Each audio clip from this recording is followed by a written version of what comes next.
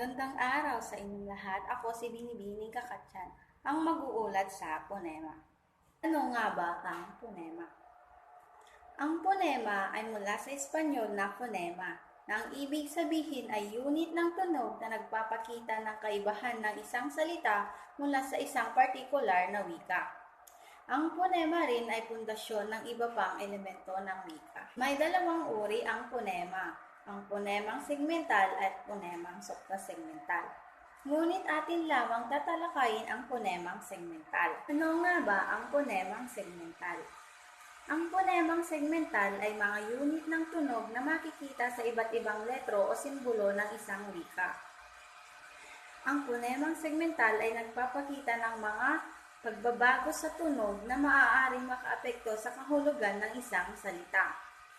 May dalawang uri ang ponemang segmental, ang katinig at patinig. Ahin natin ang katinig o consonant sa salitang Ingles. Ang katinig ay karaniwang kinakatawan ng mga tunog na nagaganap kapag may sagabal sa daloy ng hangin sa loob ng ating bibig o lalamunan.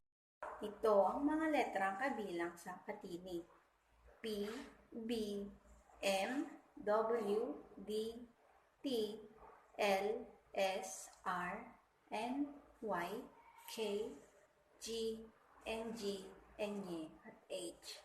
Sunod sa katinig ay patinig o vowel sa salitang Ingles.